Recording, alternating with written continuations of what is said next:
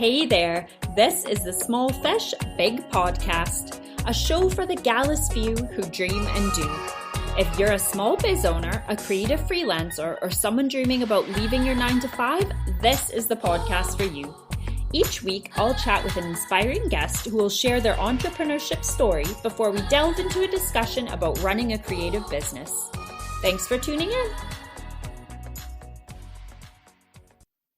Hello and welcome to a very special episode of the Small Fish, Big Podcast.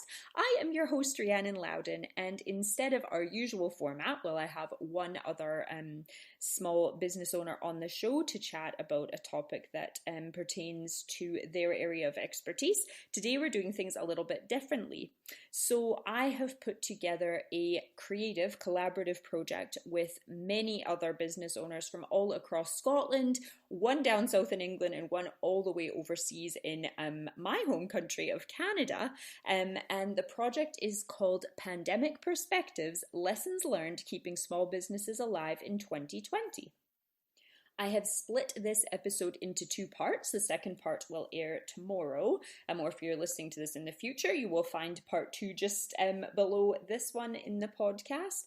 I decided to do that because when I came up with the idea for this project, I was hoping to get maybe 10, 12, if I was lucky, business owners involved. And when I put the call out to see who would be interested, I had 26 people come back saying that they would love to take part, which is amazing. And it just shows how strong the small business community is in Scotland, and just how connected we all are, and how supportive we all are of each other. So that was a really encouraging thing and made this project a lot bigger than I expected it to be. Before I get started, I wanted to just quickly thank everybody who decided to take part, for their time and also for sharing their insights. I know that, for all of the positive outlooks that we have coming out of 2020, it was a really, really tough year for most of us in some way. And while everybody, had a different situation, some people had small kids at home or older kids that they were homeschooling.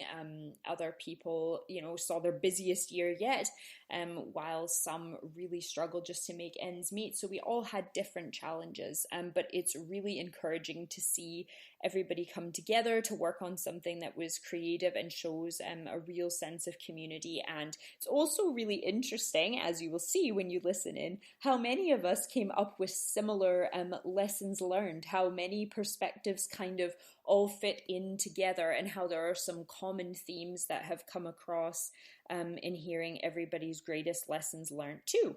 So without further ado, I am going to get started with Pandemic Perspectives. First up, I have Miriam Taylor. So I know Miriam really well. I am also a client of hers. So I have the unique perspective of not just knowing her as a fellow small business owner, but also as a client. And Miriam is one of the people who has inspired me the most during this lockdown, the way that she was able to adapt her business and not only keep showing up for her clients, but actually offer them even more services than she did before, despite it being a very different way of working. Hey Miriam, how has your 2020 treated you? Oh, it's been a bit of a roller coaster, hasn't it? I think that's a polite and probably really optimistic way of thinking about it, but it's been a bit of a roller coaster. It's been a lot of pivoting. It's just been a constant pivot, but we've made it. We're still, well, I say I'm still in one piece and I still have a business. So I'm clutching onto that with everything. It's so true. I think it's easy to overlook the fact that we've just made it to where we are and we still have our businesses, as you say, and we're still here, because I think that is saying something this year, and especially like so many people that this is early on in their business journey, whether it's their first year or like they've only been around a couple of years, and to have to deal with something like this, I think it says a lot if you're still here and you still have a business at this point. I think so. I think it's made us have to be so versatile and so creative and be very, very fast at being creative. We've not had a lot of time to think about different ways we can take our business. It's almost had to be like instant, because I mean the rules can change on a Sunday and that'll affect you on your Monday, so you have to be very reactive and constantly thinking of new ways to keep your customers or your clients going in different ways. So it's challenged me that way. This year has been a challenge on my creativity, which, being a personal trainer, I didn't think that I would have to be this creative so many times in one year. But you've done it and we're here. So looking back on the year, I know you said you've had to adapt and go back and forth and get creative. Are you kind of holding on to all of that going forward, or what's your, I guess if you had like one take home from this year, or something that you're really going to try and apply to your business and to your whole mentality of running a business in 2021, what would you say that is? Like almost like a lesson that I've learned. Yeah.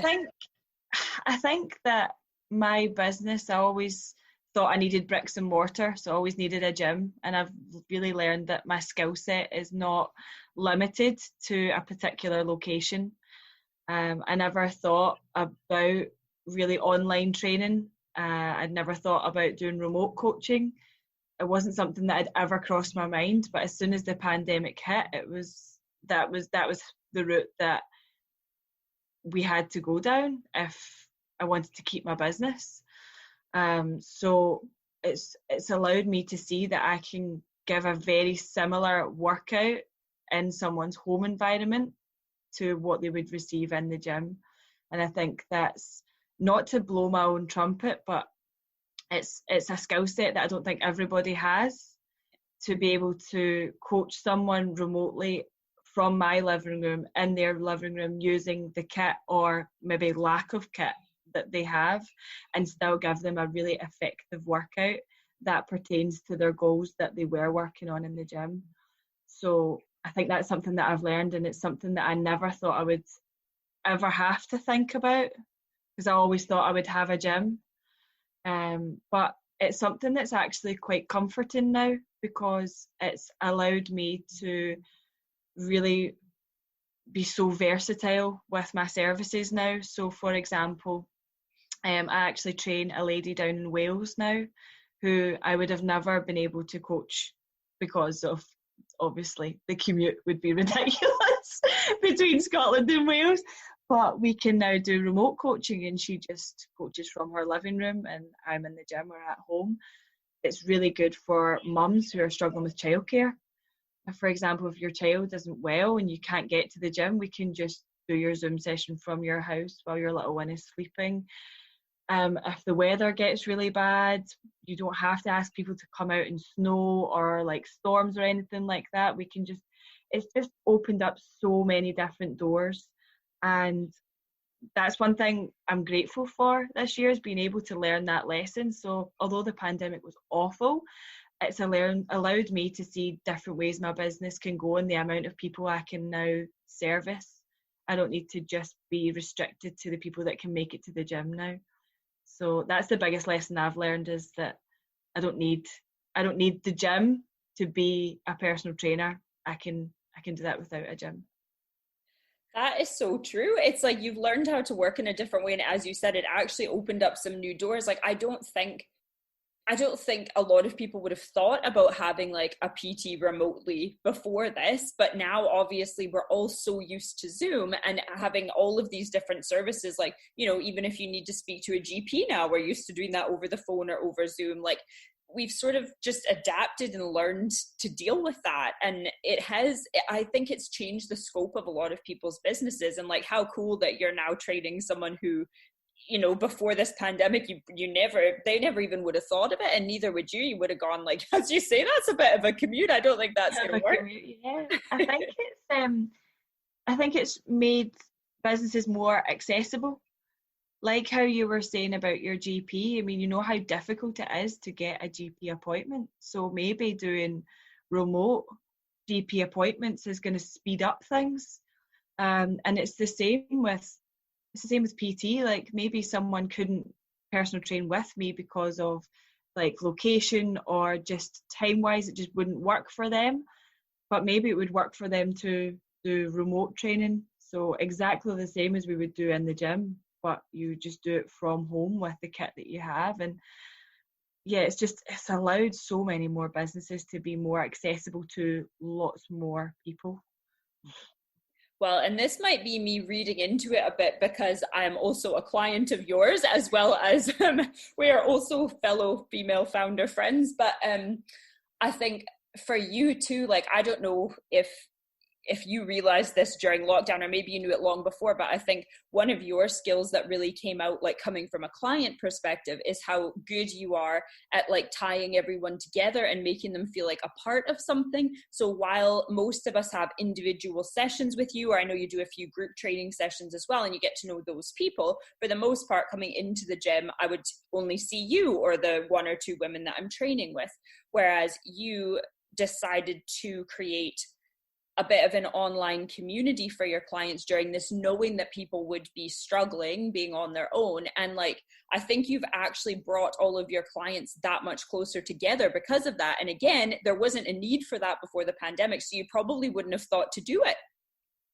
Exactly. And I think that's something honestly, it makes my heart so full when I see clients come out of the gym, or they come into the gym and say, oh, I've just seen such and such in the car park, and they recognise each other now. They're not just two bodies walking past, they recognise each other. And if there's ever like a crossover of clients coming into the gym, they have a little chat and they know each other now, whereas before it was they were just another person. Whereas now, that, as you said, they are like a community and they ask about people, and it's now like almost like a little hub of information as well. So if someone is looking for a photographer, they might actually end up asking in that group for you.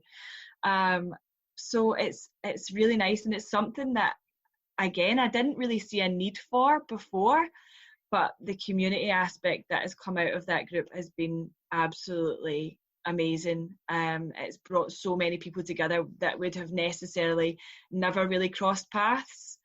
And I know when the first lockdown happened and we were doing some online kind of group sessions with everybody, whether you were a PT client or a group training client, everybody was coming together. And then the second lockdown, it was almost like a reunion, and everybody was recognizing people on the screen and saying, oh, it was nice to see you on that. And I think people actually came to those group sessions in the second lockdown because they wanted to see people from the first lockdown. So that was really nice. It's just creating a sense of community when that just doesn't seem to exist in the real world just now.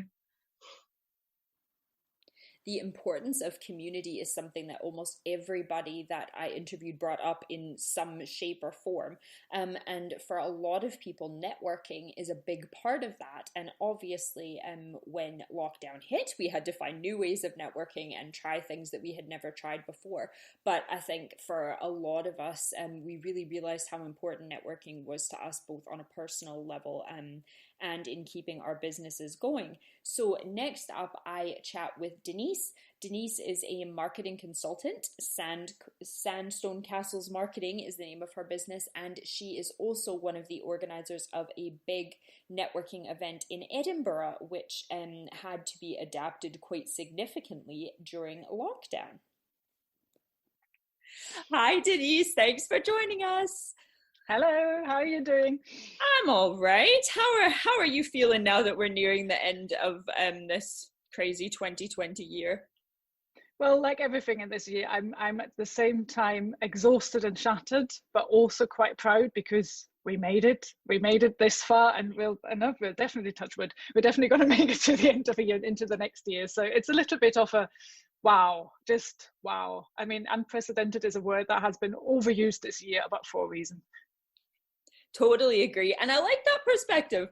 Absolutely shattered, but also very proud of all of the things that we've accomplished in a year that is, I don't know, I keep saying it's crazy or chaotic, and I don't feel that there's one word that really describes it. It's just, we all know what it was like. We all lived through it. And as you say, we're almost at the end. So now that we are almost at the end, looking back a bit, what's your take